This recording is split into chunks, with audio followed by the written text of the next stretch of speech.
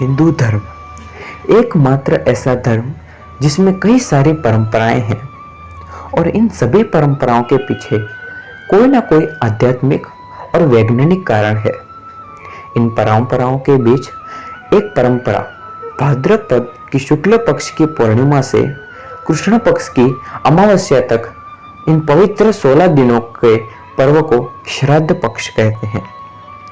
हिंदू शास्त्रों के अनुसार जो जीवात्मा अच्छे कर्म करता है उसे स्वर्ग की प्राप्ति होती है और बुरे कर्म करने वाले को नरक की प्राप्ति होती है। पर नरक में जाने से पहले यह आत्माएं भटकती रहती हैं। अच्छे कर्म वाली आत्माओं को देव योनि की प्राप्ति होती है, वहीं दूसरी ओर अपनी इच्छाओं में फंसी आत्माएं जन्म मरण के चक्र में फंस जाती है।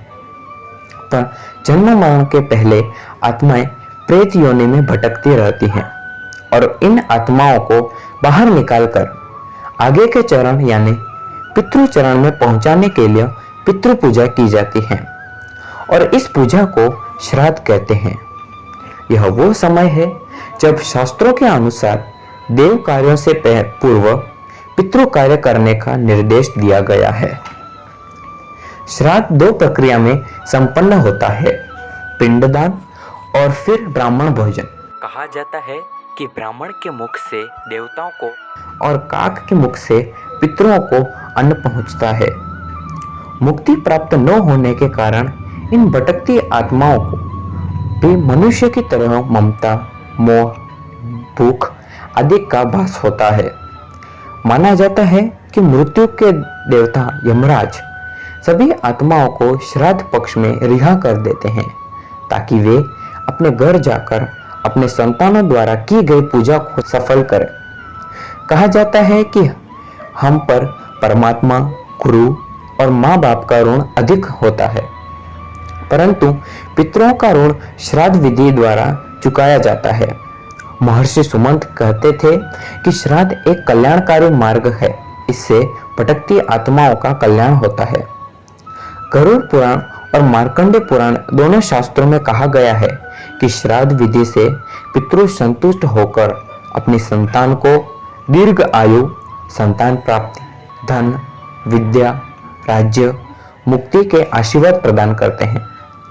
ब्रह्मा पुराण में कहा गया है कि जो व्यक्ति संपूर्ण श्रद्धा और भक्ति के साथ श्राद्ध विधि करता है उसके कुल में कभी कोई दुखी नहीं होता और पिंडों पर गिरी पानी की नन्ही बूंदों से पशु योनि में पड़े पितरों का पोषण होता है।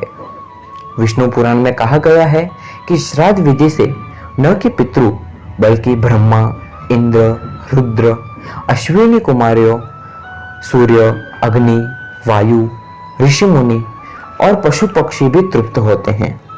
महान ग्रंथराज सत्संगी जीवन में पूर्ण पुरुषोत्तम भगवान स्वामीनारायण 5वें प्रकरण और 20वें अध्याय में कहा है कि सिर्फ श्राद्ध करने के लिए ही नहीं करना चाहिए, पूर्ण श्रद्धा और निष्ठा से श्राद्ध विधि करें तो ही पितरों तृप्त होते हैं और उनके श्राद्ध के दिन पसंदीदा भोजन बनाएं।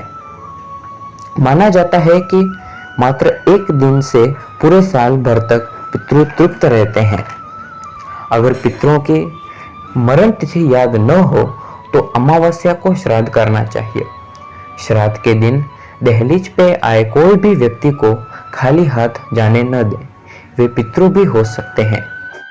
श्राद्ध करने का अधिकार मृतक के बड़े पुत्र को होता है। कोई संजोगवश उसकी अनुपस्थिति में उसका छोटा बेटा भी श्राद्ध विधि कर सकता है। यदि कोई संतान न हो तो विधवा स्त्री भी श्राद्ध कर सकती है। जो कोई भी उपस्थित न हो तो उनके पोता या पोती भी श्राद्ध विधि कर सकते हैं।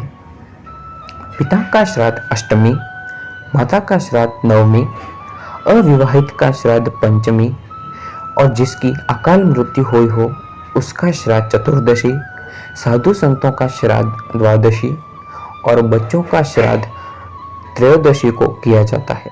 और श्राद्ध के दिन ब्राह्मण को मौन रहकर और भोजन की प्रशंसा किए बिना ही भोजन ग्रहण करना चाहिए, नहीं तो पितरों को तृप्त नहीं होते और श्राद्ध विधि सुबह के समय ही करना चाहिए, क्योंकि संध्या के समय असुरों का वास होता है।